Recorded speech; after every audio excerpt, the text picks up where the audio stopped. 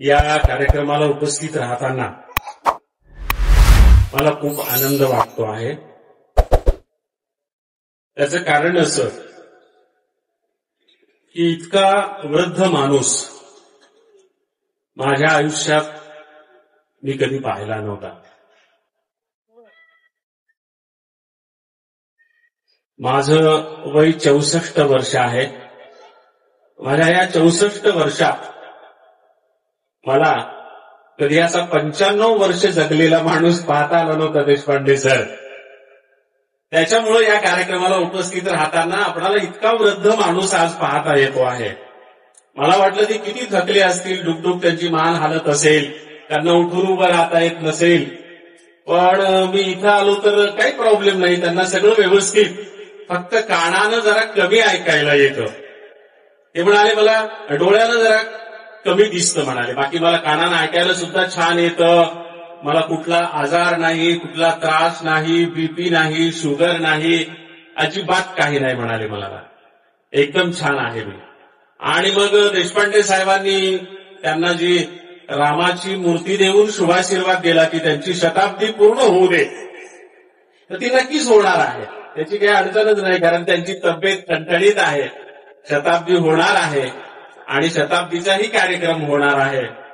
त्यामुळं मला या कार्यक्रमाला उपस्थित राहताना आनंद वाटला।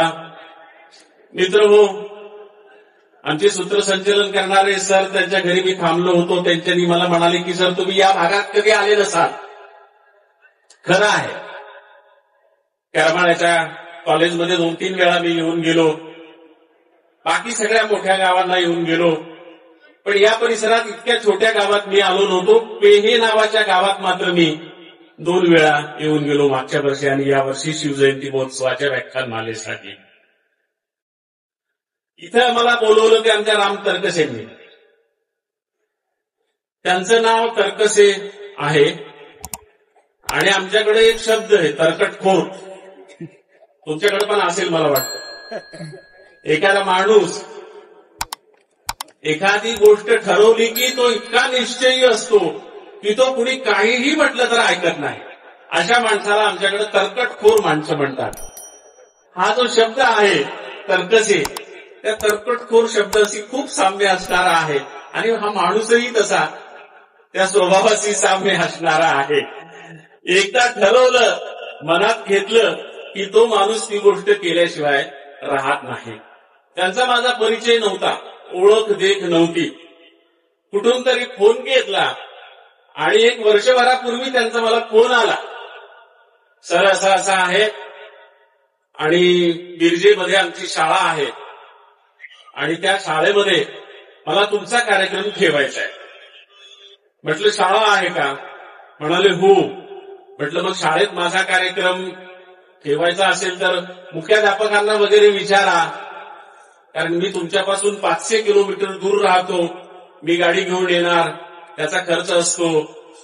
तर ते म्हणाले सर ते तर काही अडचण येणार नाही, पण अडचण आली तर मी समर्थ आहे म्हणजे तुमचं सगळं द्यायला,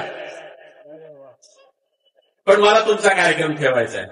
पण तिथे गेल्याच्या नंतर माझ्या असं लक्षात आलं की त्यांचे संस्थाचालक, त्यांची भेट झाली, त्यांची गोशाला पाहिली, त्यांच्या घरी पण जेवायला गेलो, लक्षात आलं की त्यांचे संस्थाचालक एवढे सुसंस्कृत आहेत की ते असल्या कार्यक्रमाला काही कमी जास्त म्हणणार नाही, पण त्यांच्या डोक्यात होते किंवा ठीक आहे ते देतीलच, पण ते नाही म्हणाले तर तुम्ही त्याची काळजी करू नका, मी समर्थ आहे। खूप सुंदर कार्यक्रम झाला तो। आणि असं वैशिष्ट्य होतं की पलीकडच्या सांगलीला अनेक वेळा गेलो, त्याच्या पलीकडच्या कोल्हापूरला पुष्कळ वेळाच गेलो, मिरजेहून नेहमी जायचो, पण मिरजेत मी कधी खाली गाडीच्या उतरलो नव्हतो, मिरजेत माझा कधी कार्यक्रम झाला नव्हता। मिरजेतला पहिला कार्यक्रम या तरकटखोर माणसानं त्याच्या तरकटीनुसार ठरवला आणि यशस्वी करून दाखवला होता। त्याच्यानंतर पुन्हा लगेच यावर्षी पुन्हा मिरजकरांनी तिथल्या खरे वाचन मंदिराच्या व्याख्यानमालेसाठी मला बोलावलं, तिथं जाऊन आलो। म्हणजे तिथली सुरुवात त्या माणसानं करून दिली आणि इथली सुरुवात त्या माणसानं करून दिली। इथं आल्याच्या नंतर मला समजलं की तुमचं गाव म्हणजे सगळ्या जगाला, आता जग म्हणजे आपण म्हणू तेवढं, सगळ्या जगाला सौभाग्याचं लेणं पुरवणारं आहे। जगात ते बाकीचे लोक ते लावतच नाही, त्याच्यामुळे त्याचा काही प्रश्नच नाही. पण तिकडे आपले जे लोक आहेत अमेरिकेत वगैरे ते लावतात. तर ते ह्या गावामध्ये आहे आणि हे गाव सगळ्यांना ते सौभाग्याचं लेणं पुरवतं, कुंकू पुरवतं. ह्या गावाचं नाव केम. हे असं कसं गावाचं नाव केम? याचा अर्थ काय असं मला वाटलं. केम म्हणजे काय? तर गुजरातीमध्ये केम या शब्दाचा अर्थ काय असा होतो? केमचू म्हणजे काय झालं असं विचारतात ते. बरोबर आहे ना? केम म्हणजे गुजराती शब्द आहे. मराठीमध्ये असा काही शब्दच नाही. याचा अर्थ काय? तर कदाचित कुंकुम या शब्दामधला एक कू काढला असेल आणि कूच काही दिवसानंतर कू म्हणजे कू बरं वाटत नाही म्हणून किंवा उच्चारायला जास्त वाटतं म्हणून कदाचित त्याचं कूच के झालं असेल आणि ते केम असं झालेलं असेल असा माझा अंदाज आहे. म्हणजे भाषाशास्त्राच्या त्या ह्याच्यानुसार मला असं वाटतं की कदाचित त्या कुंकुम या शब्दापासूनच केम हा शब्द तयार झाला असेल. लोकांनी उच्चार सौकर्य असा एक भाषाशास्त्रामध्ये नियम आहे. लोकांना जो शब्द उच्चारायला अवघड वाटतो त्या शब्दाचं सौकर्य म्हणजे सोपीकरण करतात लोक. तसं काहीतरी या केमचं झालेलं असावं. आणि दुसरी महत्वाची गोष्ट म्हणजे इथं आल्यावर असं समजलं की या गावामध्ये आयुष्यमान माणसं फार आहेत, वयस्क माणसं फार आहेत. म्हणजे मी सांगितलं तुम्हाला की माझ्या आयुष्यात मी कधी 95 वर्षाचा माणूस पाहिला नाही. माझे एक सर आता 91 वर्षाचे झालेत. मागच्या वर्षी त्यांना साहित्य अकादमी पुरस्कार मिळाला, सुधीर रसाळ. ते 91 वर्षाचे आहेत माझे गुरुजी. 91 वर्षापर्यंत माणूस मी पाहिला होता. पण इथं आल्यावर कळालं की हे 95 वर्षाचे आहेत. आणखी एक ग्रस्त काहीतरी 92-93 वर्षाचे आहेत आणि 90 ओलांडलेले अनेक जण आहेत. याच गावामध्ये या माणसांना एवढं जास्त आयुष्य का बरं लाभत असेल? म्हणून माझ्या लक्षात आलं की हे गाव पुण्यवंत याच्यासाठी आहे की हे सगळ्यांना सौभाग्याचं लेणं पुरवतं, सगळ्या बायकांचं कुंकू वाढवतं, त्यांच्या मालकाचं आयुष्य वाढवतं आणि म्हणून कदाचित त्याचा आशीर्वाद म्हणून या गावातल्या माणसाला दीर्घायुष्य लाभलेलं असेल. खरं तर परमेश्वराची भक्ती केली म्हणजे दीर्घायुष्य लाभतं याची काही खात्री नाही. तसं असतं तर आपले संत खूप जगले असते ना. आपले संत खूपच कमी आयुष्य जगलेले आहेत. कमीत कमी ज्ञानदेव आणि जास्तीत जास्त नामदेव. हे ज्ञानदेव आणि नामदेव जे दोघे जण आहेत त्यातला एक जण सगळ्यात कमी जगलेला आणि एक जण सगळ्यात जास्त जगलेला. म्हणजे ज्ञानदेवाने इतका कमी कुणी जगला नाही आणि नामदेवाने इतका जास्त कुणी जगला नाही. तुकोबांचं आयुष्य कमीच होतं. काय 40 वर्ष त्यांना काहीतरी आयुष्य लाभलं तुकोबांना. फार नाही आयुष्य लागलं तुकोबांना. मला वाटतं काहीतरी 1608 का काहीतरी मध्ये त्यांचा जन्म झाला आणि 40ला तर ते गेले असं काहीतरी. 40च्या दरम्यानच असं काहीतरी 40-42च्या दरम्यान त्यांना आयुष्य लाभलेलं आहे. बाकी संतांची आयुष्य कमीच होती, फार काही नाही. फक्त गोरोबा काकांना सगळ्यात वृद्ध समजलं जातं, त्यांना काका म्हणायचे वयोमानानुसार. पण ते देखील नामदेवा इतके वयस्क नव्हते. हा आपल्या भारतामध्ये एक संत होता जो 100 ओलांडूनही जगला. त्याचं नाव होतं कबीर. त्यांचं वय 120 वर्ष सांगितलं जातं. ते 120 वर्ष जगले असं म्हटलं जातं. आणि त्याच्याविषयी इतिहास संशोधकांमध्ये फारसे मतभेद नाहीत. लोक म्हणतात की हो, कबीर 120 वर्ष जगले असावेत. कारण 1398 मध्ये त्यांचा जन्म झाला. म्हणजे 14व्या शतकातली 2 वर्ष त्यांनी पाहिली आणि 15वं संपूर्ण शतक पाहिलं आणि 1518ला त्यांचं निधन झालं. म्हणजे 120 वर्ष ते जगले आणि 3 शतकं त्यांनी पाहिली. 14वं शतक, 15वं पूर्ण शतक आणि 16व्या शतकातली काही वर्ष. तर ते होते दीर्घायुष्य 120 वर्ष. बाकी एवढं दीर्घायुष्य कुणी जगल्याचं आपण पाहत नाही. दिल्लीला अलीकडे एक रामदर्श मिश्र नावाचे फार मोठे लेखक आहेत, ग्रामीण जीवनावर कादंबऱ्या लिहिणारे. ते 100 वर्ष झाली त्यांची शताब्दी साजरी झाली. ते जिवंत होते. बऱ्याचदा शताब्दी साजरी होती तेव्हा कोणी जिवंत नसतात, त्यांची फक्त स्मृती शताब्दी साजरी होत असते. पण ते जिवंत आहे. पण इतकी वर्ष फारसं कोणी जगलेलं मी पाहिलं नाही. तो विषय निघाला म्हणून मी तो विषय काढला. आपले जे जाणारे माझे आमदार बोलले त्याच्यावरून मला या सगळ्या गोष्टी आठवल्या. हा माझा मूळ विषय नाही.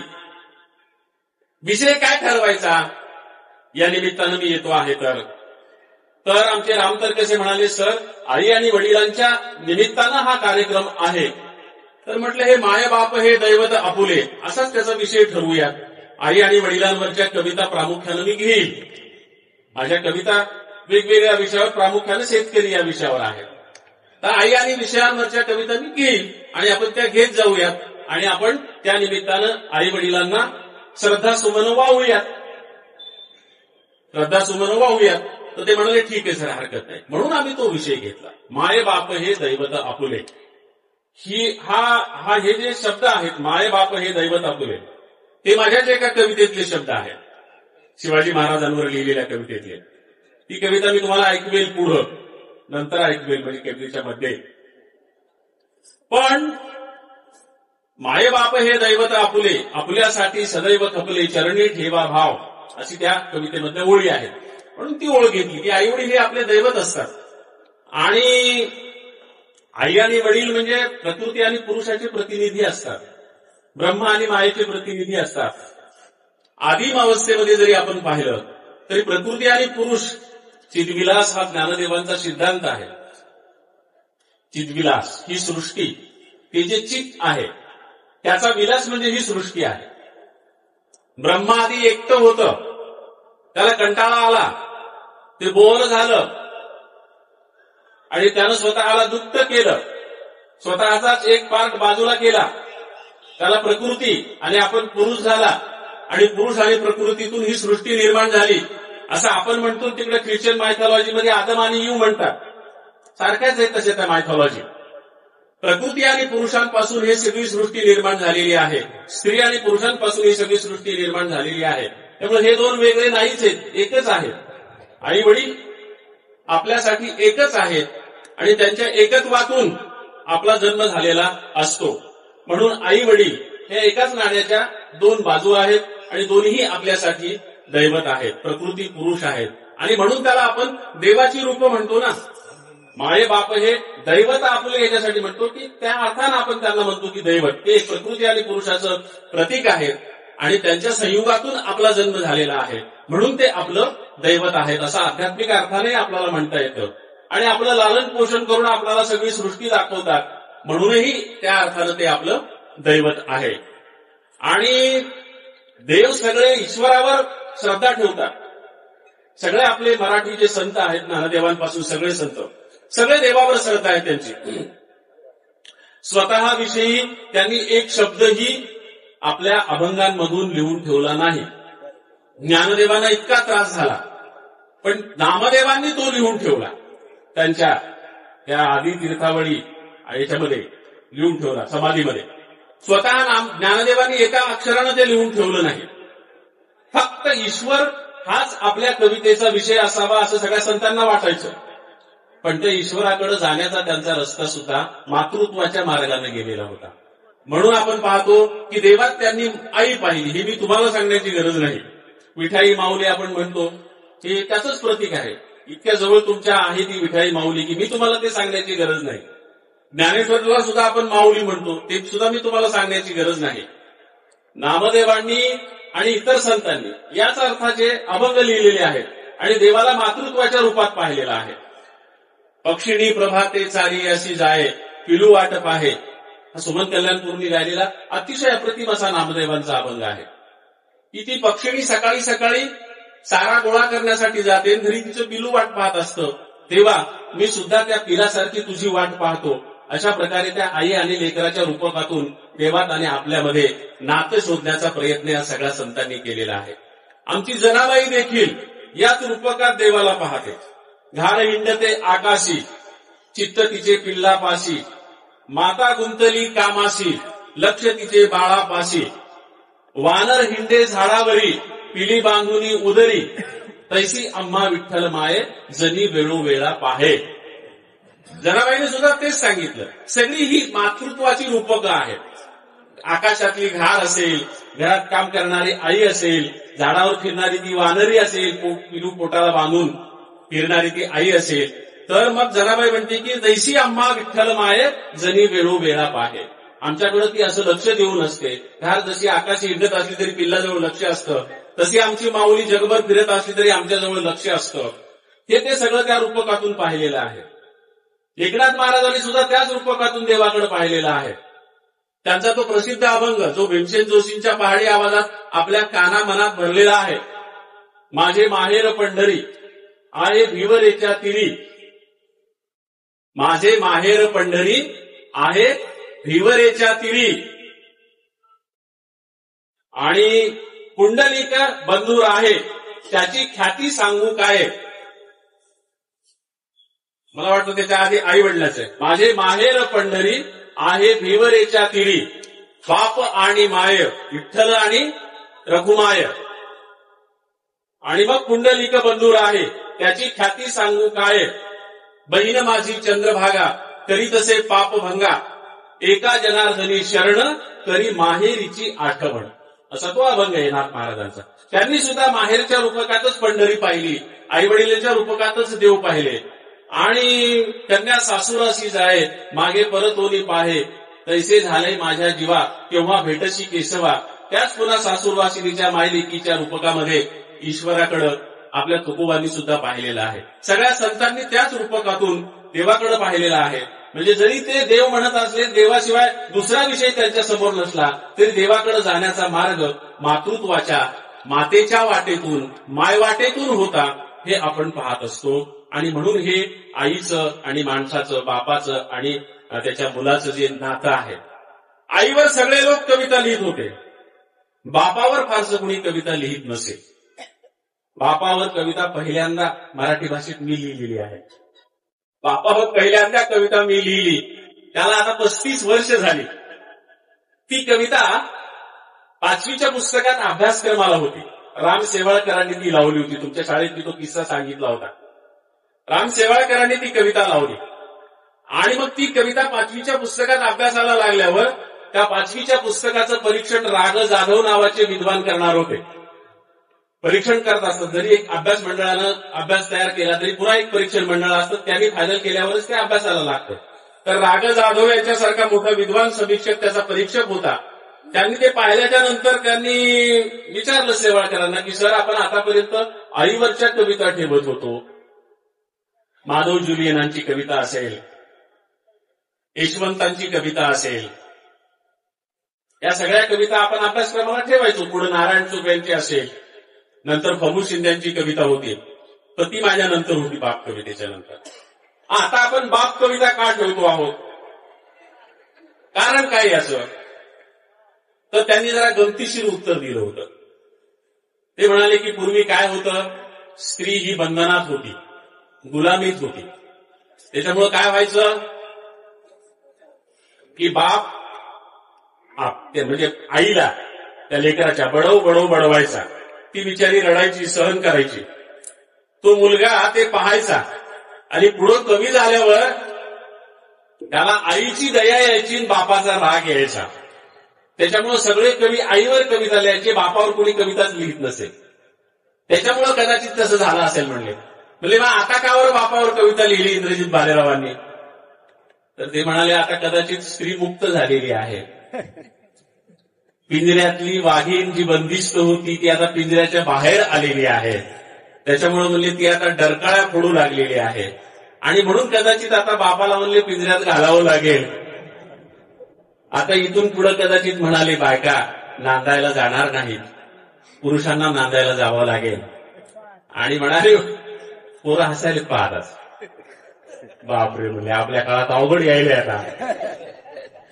तुम्हाला जावं लागणार आहे.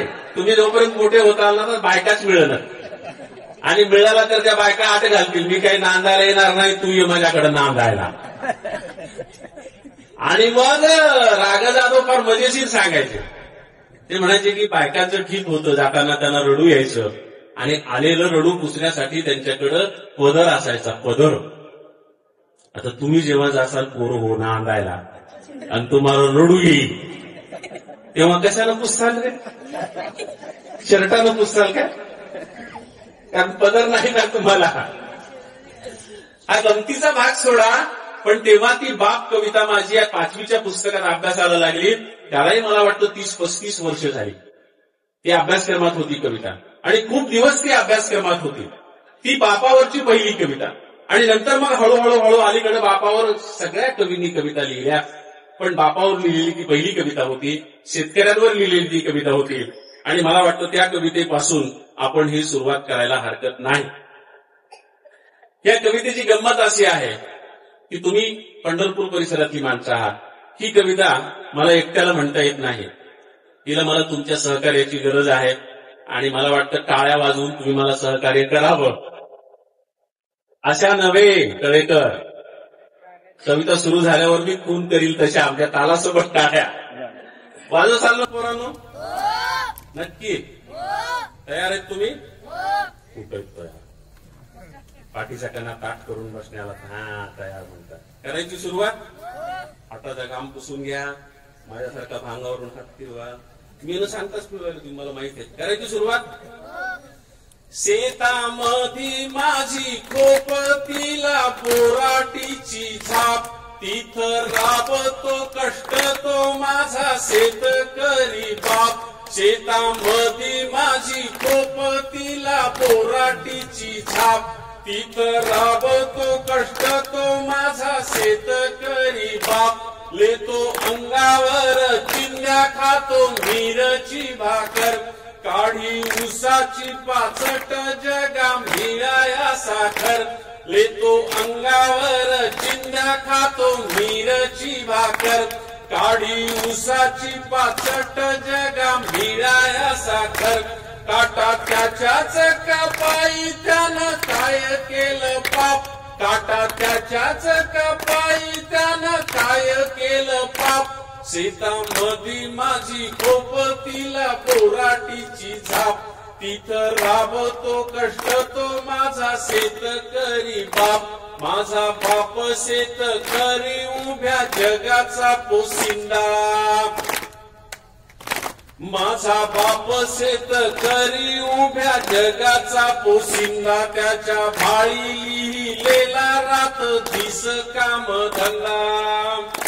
कष्ट सारे त्याच्या हाती, दुसऱ्याच्या हाती माप. कष्ट सारे त्याच्या हाती, दुसऱ्याच्या हाती माप. शेतामधी माझी खोप, तिला पोराटीची झाप, तिथं राबतो कष्ट तो माझा शेतकरी बाप. शेतामधी माझी खोप, तिला तिथं राबतो कष्ट तो माझा शेतकरी बाप. बाप फोडितो लाकड, माय पेटविते चुल्ला. बाप फोडितो लाकड, माय पेटविते चुल्ला. घामा मागल्या पिठाची काय चव सांगू तुला.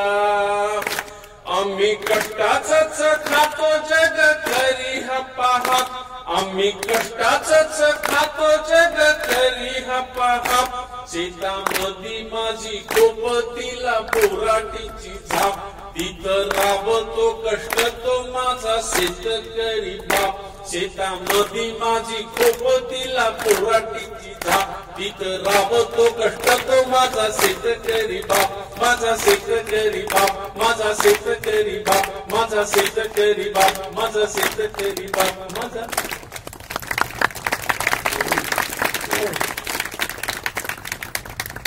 जमलं की रे पोरो? छान जमलं, मस्त टाळ्या वाजवल्या तुम्ही. कविता आवडली ना? हा, मला माहित आहे 1.5-2 तास झालं तुम्ही इथं बसले, बोर झाले होते का नाही? बरोबर आहे ना? हा, म्हणून तुमच्यासाठी पहिल्यांदा तुम्हाला प्रेस करण्यासाठी ही कविता म्हटली. मित्र हो, बापावर मी अनेक कविता लिहिल्या, पण त्यातली आणखी एक कविता वाचणार, मग आपण आईच्या कवितेकडे वळू. चालेल? पण आता टाळ्या नाही वाजवायच्या, आता फक्त कविता ऐकून घ्यायची. कविता फार मजेशीर आहे. म्हणजे शेतकरी बाप जरी असला तरी त्याच्या आयुष्यात आणि जगण्यात तत्वज्ञान कसं असतं असं सांगणारी एक कविता सर लिहिली आहे. ती अलीकडे खूप व्हायरल झाली, खूप लोकांनी ती शेअर केली. राज ठाकरेंनी सुद्धा मध्यंतरी ती कविता शेअर केलेली होती. साधी सोपी कविता आहे, तुम्हाला ती कळेल सुद्धा, आणि नाही कळाली तर मग मी संपल्यावर तुम्हाला सांगेल ज्या न कळालेल्या गोष्टी. साधी सोपी कविता आहे. बाप म्हणायचा, काढलेली नख दारात कधीच नये टाकू. हे सगळ्या तुमच्या अनुभवाच्याही गोष्टी असतील. बाप म्हणायचा काढलेली नख दारात कधीच नये टाकू.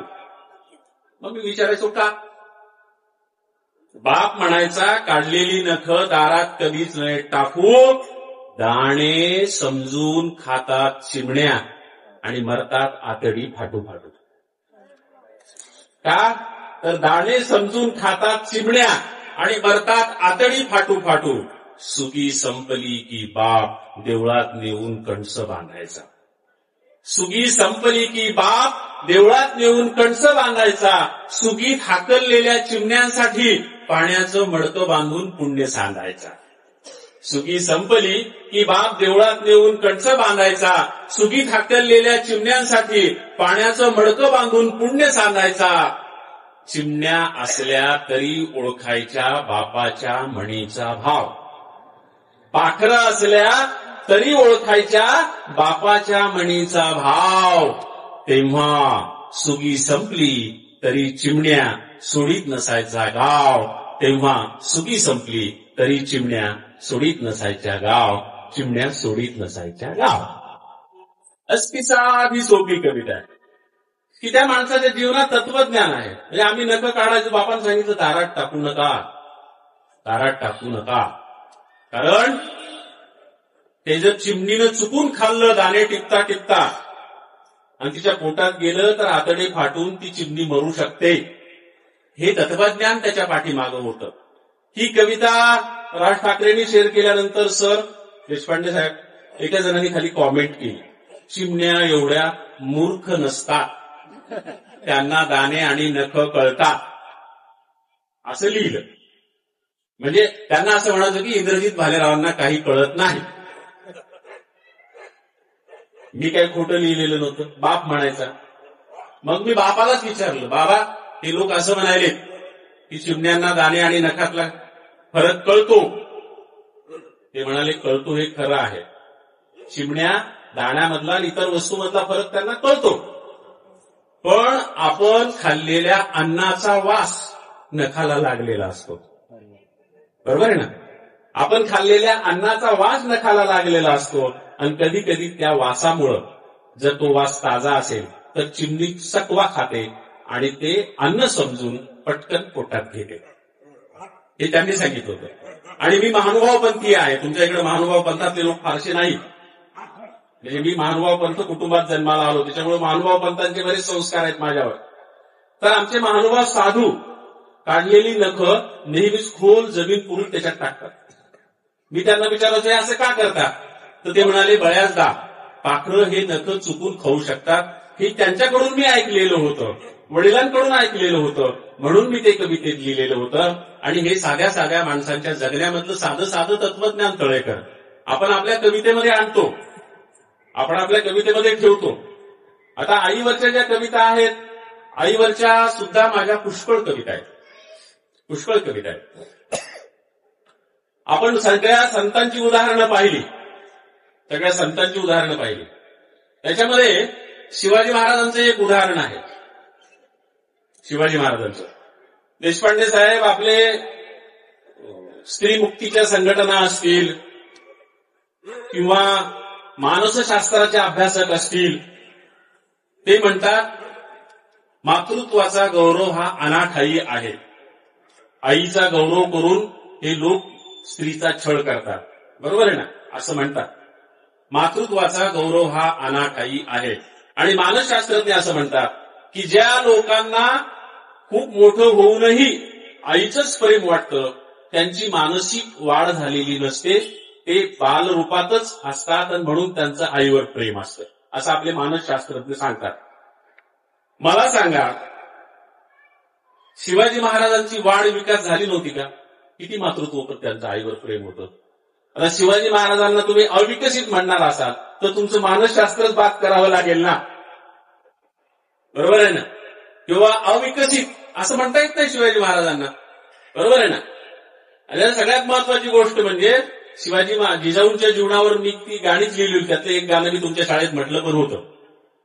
हे मातृत्वाचं प्रतीक म्हणून तेही एक गाणं आपण पोरांसाठी घेऊयात, महिला वर्ग बसलेला आहे त्यांच्यासाठी घेऊयात. पण त्याच्या आधी मी हे सांगतो की होदीगिरीच्या जंगलामध्ये एका झाडाच्या मुळीला पाय अडकून शहाजी महाराजांचा घोडा पडला आणि त्या अपघातामध्ये शहाजी महाराजांचं निधन झालं.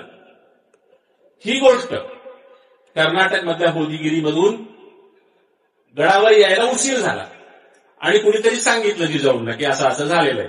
जिजाऊंनी लगेच कुंकू पुसून टाकलं, आक्रोश केला आणि मग त्यांचं तिकडून प्रेत येईपर्यंत सरण रचून ठेवायला सांगितलं आणि मी सती जाणार आहे असं सांगितलं. मी सती जाणार आहे शहाजी महाराजांच्या बरोबर. पण सती जाणाऱ्या स्त्रीची एक अट असते किंवा तो नियमच आहे की तिनं तिच्या मुलाची शेवटची इच्छा विचारावी आणि ती इच्छा पूर्ण करून मग सती जावं. त्याच्यासाठी शिवाजी महाराज उपस्थित असणं आवश्यक होतं.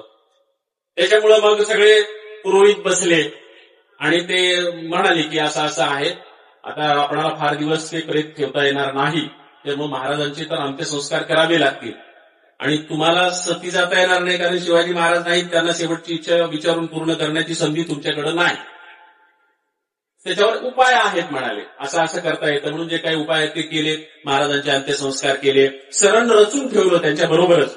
जेव्हा केव्हा शिवाजी महाराज येतील तेव्हा त्यांची शेवटची इच्छा विचारून ती पूर्ण करून मग जिजाऊ सती जाणार होत्या. आणि मग जेव्हा शिवाजी महाराजही सुरतेच्या लुटीवर गेले होते नेमके त्यावेळेला, तर त्या सुरतेवरून परत येत असताना रस्त्यातच त्यांना कळालं की शहाजी महाराज गेलेले आहेत होदीगिरीच्या जंगलात, झाडाच्या मुळीला घोडा अडकून अपघात झाला आणि महाराज गेलेले आहेत आणि जिजाऊंनी सती जायची पूर्ण तयारी करून ठेवलेली आहे असं महाराजांना कळालं. तर महाराजांच्या डोक्यात होतं की आता जिच्यामुळं आपण हे सगळं स्वराज्य, हिंदवी स्वराज्य उभं केलं, तीच जर गेली तर आपल्या आयुष्यातला प्राण निघून जाईल, तेव्हा आईला सती जाऊ द्यायचं नाही. शिवाजी महाराज जेव्हा आले तेव्हा दोघं मायलेकरं एकमेकांच्या गळ्यात पडून रडले, आक्रोश केला आणि नियमाप्रमाणे ठरल्याप्रमाणे जिजाऊंनी शिवाजी महाराजांना विचारलं की बाबा रे, मी सती जाणारच आहे, तू माझा पुत्र आहेस, तुझी शेवटची इच्छा मला सांग, ती पूर्ण करून मी सती जाईल.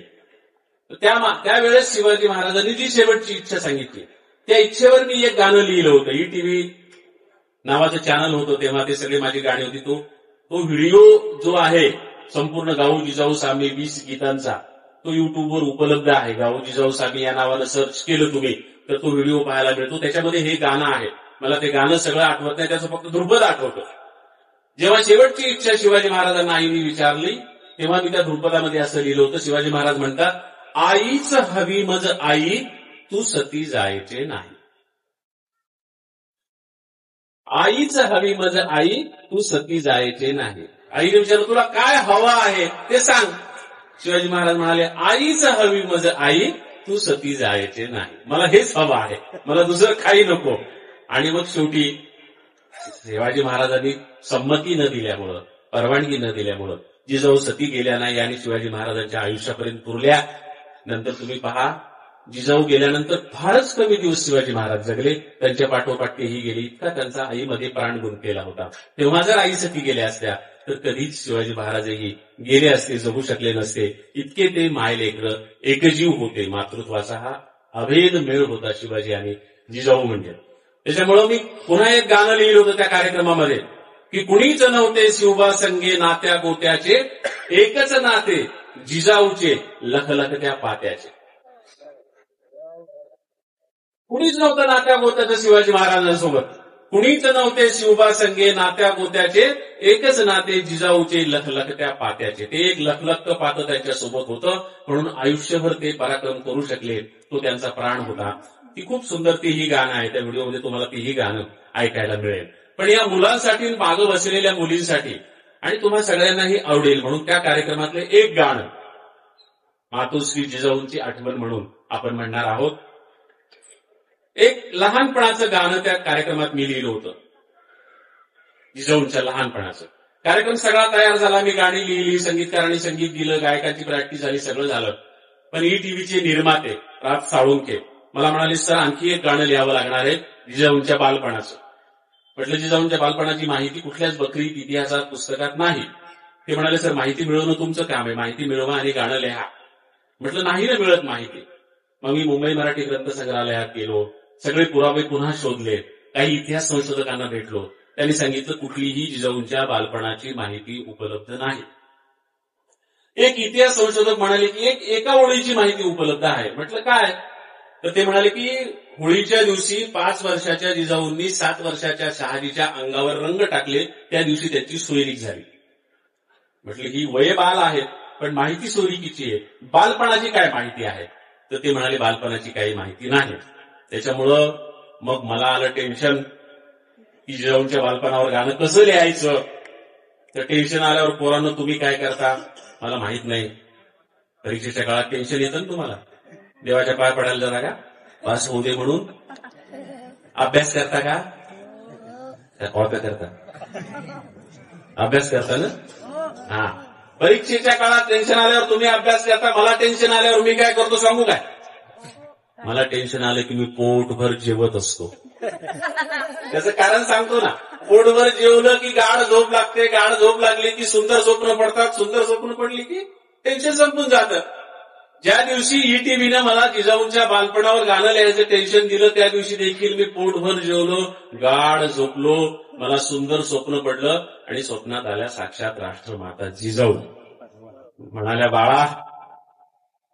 म्हणाल्या बाळा गेल्या अनेक दिवसापासून मी पाहते आहे तू छान छान गाणी लिहितो आहेस माझ्यावर, आज टेन्शन मध्ये का दिसतोयस? म्हटलं माय तुझ्या बालपणावर गाणं लिहायचंय आणि बालपणाची माहितीच कुठे मिळत नाही. त्या म्हणाल्या इतकंच का? म्हटलं माझ्यासाठी आज हेच मोठं संकट आहे. म्हणाले मग घे लिहून. त्यांनी मला त्यांच्या बालपणाची माहिती सांगितली, ती मी त्या गाण्यामध्ये लिहिली, ईटीव्हीला दिली. ते ईटीव्हीचं तेव्हा अत्यंत लोकप्रिय गाणं होतं, आपल्या आवडमध्ये ते गाणं नेहमी लागायचं. त्या गाण्याचे शब्द होते एकुलती एक लाडाची लेक, जिजाऊ शिकते भाला फेक. एकुलती एक म्हणजे काय तुम्हाला माहित आहे ना? एकुलती एक म्हणजे एकटी, बरोबर आहे ना? पण या गाण्यामध्ये एकुलती एक हा शब्द मी विशेष अर्थानं वापरला होता. काय विशेष अर्थ होता? तर ज्या कुळात जिजाऊ जन्माला आल्या त्या कुळात 3 पिढ्यात कुणी स्त्री जन्माला आलेली नव्हती. आधीच्या पिढीत कुणी स्त्री जन्माला आली नाही म्हणजे जिजाऊला आत्या नव्हती. बरोबरीच्या पिढीत कुणी स्त्री जन्माला आली नाही म्हणजे जिजाऊंना बहीण नव्हती. आणि नंतरच्याही पिढीत कुणी स्त्री जन्माला आली नाही म्हणजे जिजाऊंना मुलगी नव्हती. 3 पिढ्यात एकच स्त्री जन्माला आली, तिचं नाव जिजाबाई. म्हणून कदाचित 3 पिढ्यांची स्त्री शक्ती तिच्यामध्ये एकवटली असेल आणि तिने शिवाजीसारखं नररत्न जन्माला घातलं असेल. त्या जिजाऊंच्या बालपणाची ही कविता ऐकायची ना तुम्हाला? नक्की तयार आहेत तुम्ही? कुठे तयार? हा, करायची सुरुवात. एकुलती एक लाडाची लेक, जिजाऊ शिकते भाला फेक. एकुलती एक लाडाची लेक, जिजाऊ शिकते भाला फेक. घोड्यावरती रान फिरती, डोंगरकडे सहज चढे. घोड्यावरती रान फिरती, डोंगरकडे सहज चढे. तलवार हातीबाई करी लख लख, तलवार हातीबाई करी लख लख. जिजाऊ शिकते भाला फेक. एकुलती एक लाडाची लेक, जिजाऊ शिकते भाला फेक. एकुलती एक लाडाची लेक, जिजाऊ शिकते भाला फेक. फू बाई फू, तू बाई तू, हाताला धर गर गर गर. फू बाई फू, तू बाई तू, हाताला धर गर गर गर. मारगिर की बाई भुईला टेक, मारगिर की बाई भुईला टेक. जिजाऊ शिकते भाला फेक. एकुलती एक लाडाची लेक, जिजाऊ शिकते भाला फेक. लाडीचे लाड पुरी वाग, हातात चुडा हिरवा ग. लाडीचे लाड पुरी वाग, हातात चुडा हिरवा ग. पायानं भरल्या मापाला ठेच, पायानं भरल्या मापाला ठेच. जिजाऊ शिकते भाला फेक. एकुलती एक लाडाची लेक, जिजाऊ शिकते भाला फेक.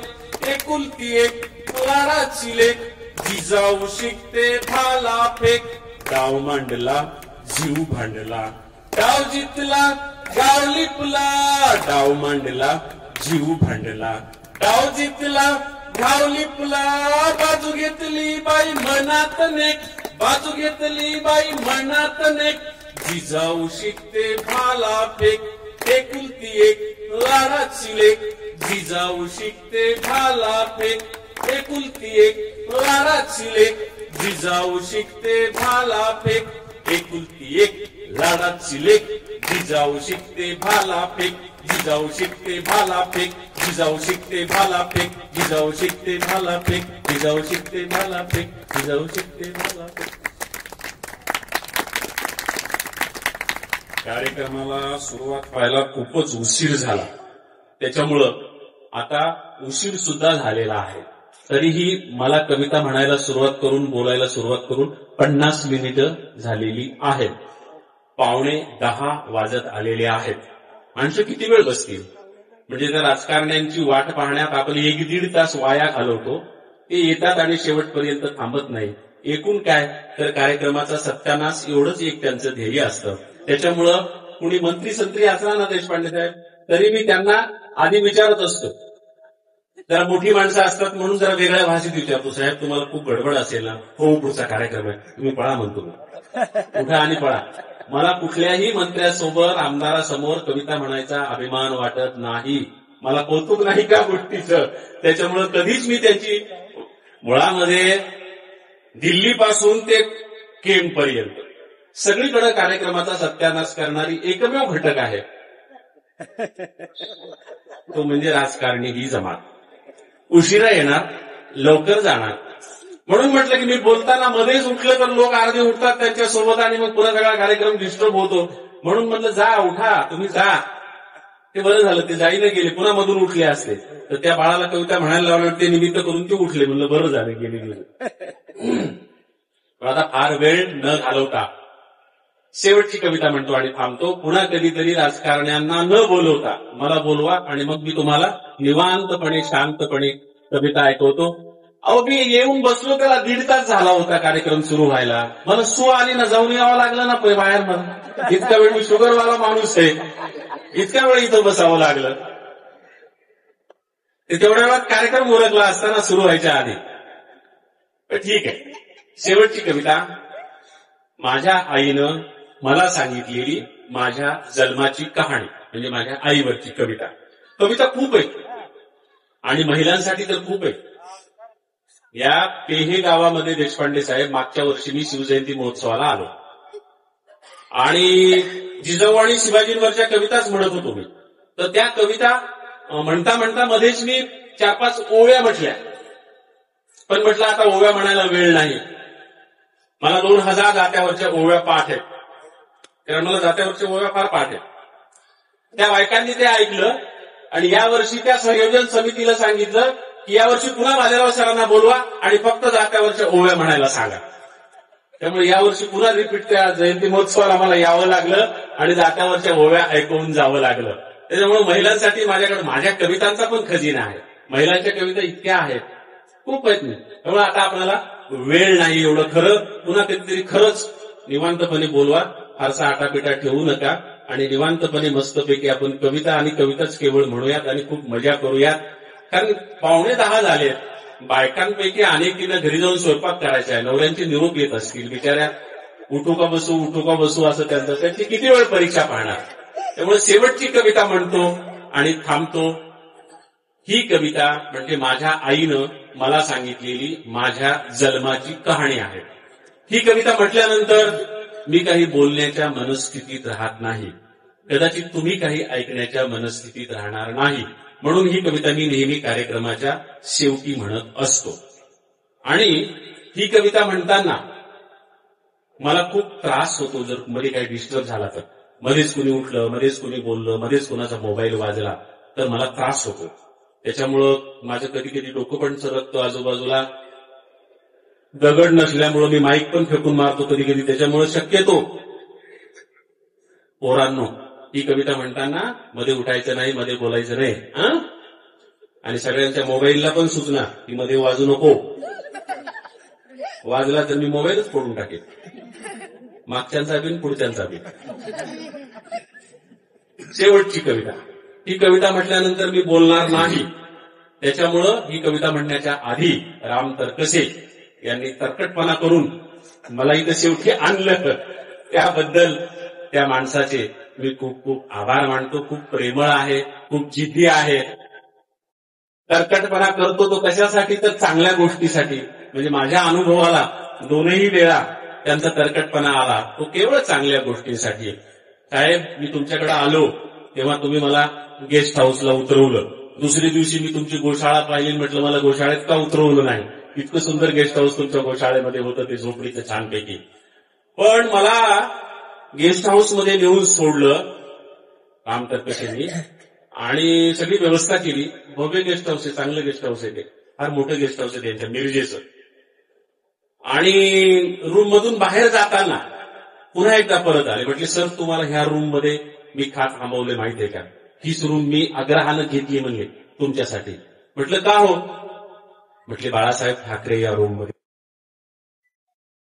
याच रूम मध्ये बाळासाहेब ठाकरे थांबले होते म्हणून तीच रूम आग्रहानं मी तुमच्यासाठी बुक केलेली आहे. कारण माझा बाळासाहेब ठाकरे इतकाच तुमच्यावर जीव आहे, बाळासाहेब ठाकरे इतकंच तुमच्यावर प्रेम आहे, म्हणून मी ही रूम तुमच्यासाठी मुद्दाम बुक केली. असं जाता जाता त्यांनी मला सहज सांगितलं, त्याची मला इथं आठवण झाली. एवढं माझ्यावर प्रेम करणाऱ्या त्या माणसाविषयीची कृतज्ञता व्यक्त करतो. इतका उशीर होऊनही आपण इतके जण कार्यक्रमासाठी थांबलात त्याबद्दल आपले सगळ्यांचे खूप खूप आभार मानतो, कृतज्ञता व्यक्त करतो. आमचे तळेकर शेतकरी संघटनेचे कार्यकर्ते आहेत. माझ्यापेक्षा शेतकरी संघटनेच्या कविता त्यांना जास्त पाठ आहेत. त्यांची एकही कविता आज म्हटली नाही, कारण शेतकरी संघटनेच्या कविता एकदा सुरू झाल्या की मग लई धिंगाणा असतो. त्याच्यामुळे त्यांच्या कवितेला हातच घातला नाही, कारण आज विषय होता मायबाप. नाही तर शिक बाबा शिक, लढायला शिक, काट्याकुट्याचा तेवढी तर रस्ता, माझ्या गावाकडे चल माझ्या दोस्ता, सांगा माझ्या बापांना नाही केला पेरा तर तुम्ही काय खाल धतुरा. अशा कविता जर घेतल्या एकदा तर सगळी शेतकरी संघटना तुमच्यासमोर उभी राहते. कारण शरद जोशी आणि शेतकरी संघटनेच्या सगळ्या लोकांना त्या कविता पाठ होत्या. तो पाठच आज इकडे घेतला नाही, बाजूला ठेवला, ते समोर बसलेले असताना सुद्धा एक घ्या लोकांची नाही. आता शेवटची कविता घेऊयात आणि थांबूयात. पुन्हा आल्यानंतर बाकीच्या कविता म्हणूयात ना, त्यावेळेस वेगळा विषय असेल ना, त्यावेळेस मायबाप या विषयाचं बंधन नसणार. मग शेवटची कविता स्पेशल देतो तुम्हाला कार्यक्रम. माझ्या आईनं मला सांगितलेली माझ्या जन्माची कहाणी. पुन्हा एकदा सूचना, या कवितेच्या वेळेस कुणी उठायचं नाही, बसायचं नाही, बोलायचं नाही. शेवटची कविता माझ्या आईनं मला सांगितलेली माझ्या जन्माची कहाणी. ती कविता म्हणतो आणि थांबतो, कारण ही आईची कविता आहे म्हणून त्या कवितेनं आपल्याला या कार्यक्रमाचा समारोप करायचा आहे. कविता गाणार नाही, त्यामुळे पोरांनो टाळ्या नाही वाजवायच्या, साधी साधी म्हणणार आहे. मी माझ्या आईला विचारलं, माय मव्हा जन्म कव्हा झाला आमच्या मराठवाडी भाषेमध्ये.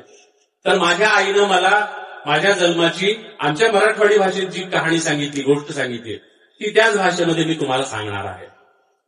दो जीवाची माय मही, दो जीवाची म्हणजे गरोदर स्त्री आहे, तुम्हाला कळेलच. ओटी असा शब्द आहे. ओटी म्हणजे कापूस वेचून टाकतात, कमरेला बांधलेला असतो कपडा, त्याला ओटी म्हणतात. आणि स्त्रीच्या गर्भाशयाला पण ओटी म्हणतात. दोनही अर्थानं तो शब्द वापरतात. तर ती कविता, दो जीवाची माय मही गेली दूरच्या शेताला, पोटा पाण्याच्या वडीनं जीव कामात गुतला. दो जीवाची माय मही गेली दूरच्या शेताला, पोटा पाण्याच्या वडीनं जीव कामात गुतला. वटी आलेल्या वटीवर धुडक्याची एक वटी, एकी मधी गर्भ तान्हा एक कापसाच्या साठी. वटी आलेल्या वटीवर धुडक्याची एक वटी, एकी मधी गर्भ तान्हा एक कापसाच्या साठी. ही कविता म्हटल्यानंतर मी बोलणार नाही, त्याच्यामुळं एक सूचना सांगायची राहून गेली की मी माझ्या काय 3-4 कविता म्हटल्या, पण मी शेतकऱ्यांच्यावर 500 कविता लिहिलेल्या आहेत. आणि सारे रान हा साने गुरुजींचा शब्द घेऊन, आता उठवू सारे रान, आता पेटवू सारे रान, त्या सारे रान नावाच्या पुस्तकात माझ्या त्या सगळ्या 500 कविता एकत्रित आहेत. आणि आणखीही काही पुस्तकं समोर ठेवलेली आहेत, समोरच्या त्या लाईट मध्ये, फोकसमध्ये. ज्यांना कोणाला उत्सुकता आहे त्यांनी जाताना पाहायला हरकत नाही, कारण मी म्हणून किती कविता म्हणणार आहे. पण जर तुम्हाला वाटलं की याच्यापेक्षा जास्त कविता आपल्याकडे असाव्यात तर त्याच्यासाठी प्रकाशित आलेले आहेत. काही पुस्तकं आणलेली आहेत, सगळ्या पुस्तकांविषयी मी सांगू शकत नाही. लहान मुलांसाठी पण पुस्तकं आहेत. लहान मुलांची आपण लहानपणी म्हणायचो ती लोकगीतं आहेत. रानमळ्याची वाट नावाचं ग्रामीण कवितांचं लहान मुलांसाठीचं पुस्तक आहे. आणि माझा नातू होता, नातू नरेन नावाचा, त्याच्यावर वर्षभर मी कविता लिहिल्या. त्या राज ठाकरे बऱ्याचदा शेअर करायची कविता. त्या कवितांचं नातू ऋतू नावाचं पुस्तक आहे. मी वर्षभर गुरं राखली, त्या अनुभवावर गायी घरा आल्या, तुम्हाला ते फार आवडलं होतं, ते सगळे किस्से मी सांगितले होते तुमच्या शाळेमध्ये. गाई घरा आल्या नावाचं एक पुस्तक आहे. आणि आणखी माझ्या आईवर तुमची आमची माय नावाचं पुस्तक मी लिहिलेलं आहे. मला वाटतं काहीतरी 250 पानांचं पुस्तक आहे. 350 रुपये किंमत आहे, पण ते 200 रुपयाला देतील सवलतीमध्ये आईवरचं खास पुस्तक या कार्यक्रमाच्या निमित्तानं. म्हणून अशी काही पुस्तकं, म्हणजे बरीच माझी 30 पुस्तकं आहेत, पण त्यातली काहीतरी मला वाटतं 7-8 पुस्तकं विक्रीसाठी सध्या उपलब्ध आहेत. बाकीची पुस्तकं आउट ऑफ प्रिंट आहेत. त्याची सूचना सांगायची राहिली होती, म्हणून थोडंसं कविता म्हणताना मी थांबलो, कारण कविता म्हटल्यानंतर मी बोलत नाही काही. दो जीवाची माय मही गेली दूरच्या शेताला, पोटा पाण्याच्या वढीनं जीव कामात गुतला. वटी आलेल्या वटीवर धुडक्याची एक वटी, एकीमधी गर्भ तान्हा एक कापसाच्या साठी. बोंड बोंड एचताने झाली दुपार इखाली, माय गेली सावलीला झोपाळल्या तुरी खाली. आसपासच्या रानात नाही माणसाचा थारा, चिडी चिप्प पाखराची भर उन्हाचा पहारा. घास कुटका खाऊन जरा टेकविली पाठ, आल्या एकाएकी कळा हात पाय झाले ताठ. घामा घुम झाली माय कावरली बावरली, रेटा देऊन हाताला कशी बशी सावरली. सावरता सावरता कळ उठली जोरात, आड रानात हारण थर कापली उरात. पुढी काय झालं त्याचं माईला नव्हतं भान, जणू पडलंय पाखरू बिनवारसी उतान. आली सुधीवर तव्हा कुस रिकामी झालेली, मातीवर वल्ला गोळा माती तोंडात गेलेली. आसपासच्या रानात नाही माणसाचा थारा, चिडी चिप्प पाखराची भर उन्हाचा पहारा. घास कुटका खाऊन जरा टेकविली पाठ, आल्या एकाएकी कळा हात पाय झाले ताठ.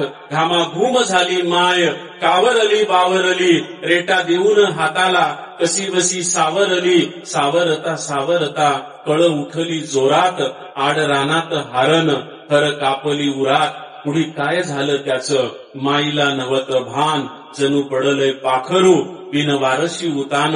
आली सुधीवर तव्हा कुस रिकामी झालेली, मातीवर वल्ला गोळा माती तोंडात गेलेली.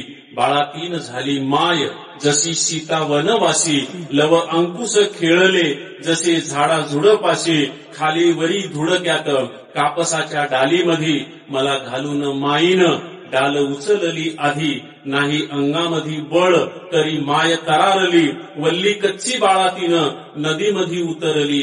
माय झाली वसुदेव सूर्य झाला नागफणा. माय झाली वसुदेव सूर्य झाला नागफणा, तरी धीराच्या मायेनं नाही वाकू दिला कणा. माय सांगती अशाच कव्हा गोष्टी जुन्या पाण्या, तुझ्या जन्माच्या येळाला बाळा नव्हत्या रे कण्या. कसं फुटावरे दूध कशी भरावं कंबर, पोट जगविलं तव्हा कच्चे खाऊन उंबर. घोरपडीच्या मासानं येती भरून कंबर, त्याच्यासाठी बाप तुहा धुंडू लागला डोंगर. असा झाला तुहा जन्म झाली सगळ्याची दैना. असा झाला तुहा जन्म झाली सगळ्याची दैना. काय सांगू एक एक तुझ्या जन्माची कहना. भर उन्हात जन्मलास माती तोंडात घेऊन, भर उन्हात जन्मलास माती तोंडात घेऊन. वाढलास एवढा तू धान मातीचं खाऊन. मातीसाठीच जगावं मातीसाठीच मरावं, मातीसाठीच जगावं मातीसाठीच मरावं. बाळा माती लई थोर तिला कसं इसरावं, बाळा माती लई थोर तिला कसं इसरावं.